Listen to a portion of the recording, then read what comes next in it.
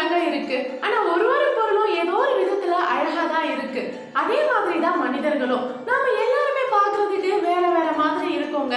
நம்மளோட குணத்திலயும் சரி, திறமையிலயும் சரி நிறைய வேறுபாடுகள் காணப்படுது.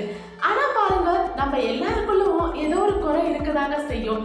அந்த குறைகளை பெருசா நினைச்சோம்னா இந்த உலகத்தை வெறுத்து போய் பார்ப்போம். ஆனா அதே குறைகளை துச்சமா நினைச்சு தூக்கி தூரம் போட்டுட்டு நம்மளோட திறமைகளை வெளிப்படுத்தணும் அப்படின்னு நினைச்சா இந்த உலகமே நம்மள வியந்து பார்ப்போங்க.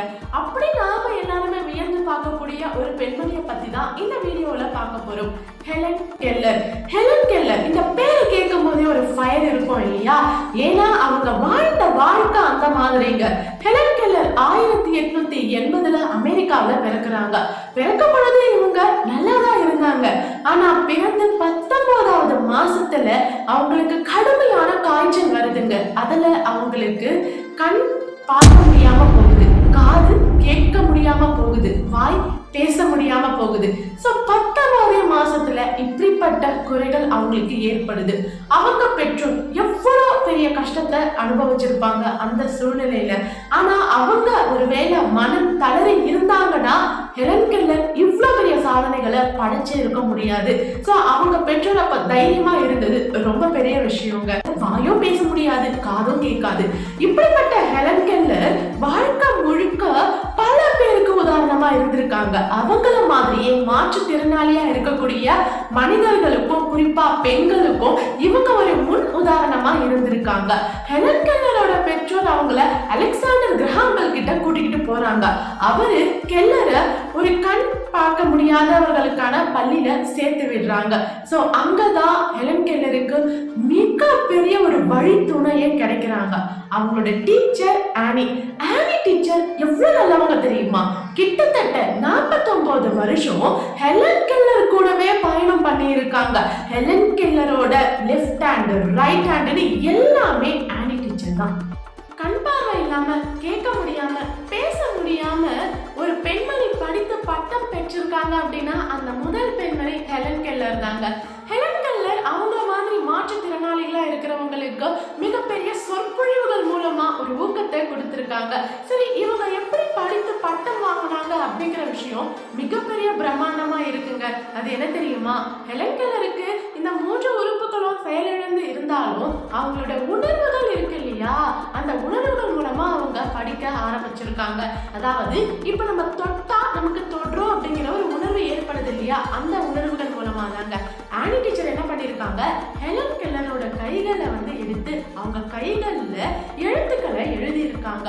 ஒரு முறையும் எழுதும் பொழுதும் அவங்க என்ன எழுதுறாங்க அப்படிங்கிறத ஹெலன் கெல்லர் மைண்ட்ல ஃபிக்ஸ் பண்ணி வச்சுக்கிட்டாங்களா. சோ அடுத்த முறை அவங்க எழுதும் பொழுது அவங்களால அந்த எழுத்துக்களை அடையாளம் காண முடிஞ்சது மனதளவுல.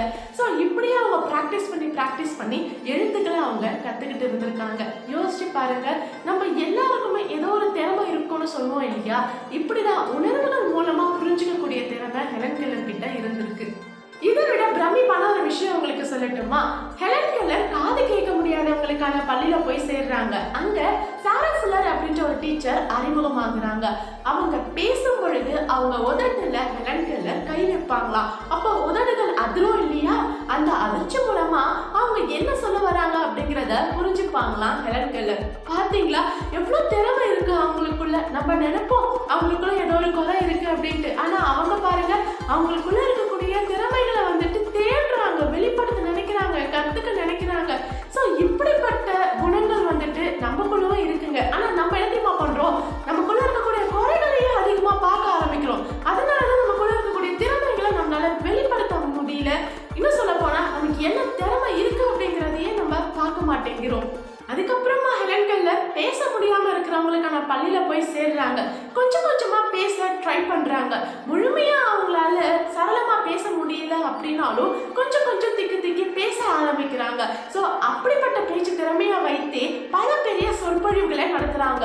அவங்கள மாதிரியே மாற்றுத்திறனாளியா இருக்கக்கூடியவங்களுக்கு ஒரு முன் உதாரணமா திகழணும் அப்படின்னு நினைச்சிருக்காங்க. கிட்டத்தட்ட 49 நாடுகளுக்கு போயிட்டு அங்க இருக்கக்கூடிய மாற்றுத்திறனாளிகளுக்கு பெரிய சொற்பொழிவுகளை நடத்தி அவங்களுக்கு ஊக்கத்தை கொடுத்திருக்காங்க. நம்ம எல்லாருமே மாற்றுத்திறனாளிகள், நமக்குள்ள ஒரு திறமை இருக்கு, அந்த திறமையை நாம தான் வெளிக்கொண்டு வரணும். எல்லாருக்குள்ள டேலண்ட் இருக்கு, தயவு செஞ்சு நீங்க முடங்கி உட்கார்ந்துடாதீங்க, வெளியே வாங்க அப்படின்னு பிரம்ம வளர்ந்துருக்காங்க ஹெலன் கெல்லர். அவங்க மாற்றுத்திறனாளிகளுக்கு மட்டும் இல்லைங்க, நமக்குமே ஒரு முன் உதாரணம் தான். நாம எல்லாருமே நமக்குள்ள இருக்கக்கூடிய குறைகளை பெருசா பார்க்கிறோம், அதனாலதான் இந்த உலகத்தையே வெறுத்து போயிருக்கோம். ஆனா நிறைகளை பாருங்க, திறமைகளை பாருங்க, வெளிப்படுத்த நினைங்க. திறமைகளை நாம ஒழிச்சு வைக்கிறோம் இல்லையா, உண்மையிலே நமக்குள்ளதாங்க குறை இருக்கு. ஏன்னா குறைகளை நம்ம குறையா பார்க்கிறோம், அதனாலதான் திறமையை வெளிப்படுத்த மாட்டேங்கிறோம். குறைகளா பார்க்காதீங்க, உங்களுக்கு ஒரு திறமை இருக்கும், அதை கண்டிப்பா நீங்க வெளிப்படுத்துங்க. இந்த உலகமே வியந்து பார்க்கக்கூடிய ஹெலன் கெல்லர் மாதிரி நாமளும் வரணும் அப்படின்றதுக்காக தான் இந்த ஒரு வீடியோ உங்களுக்கு பிடிச்சிருக்கும்னு நினைக்கிறேன். பிடிச்சிருந்தா லைக் பண்ணுங்க, அண்ட் உங்களோட கருத்தை கமெண்ட் பண்ணுங்க.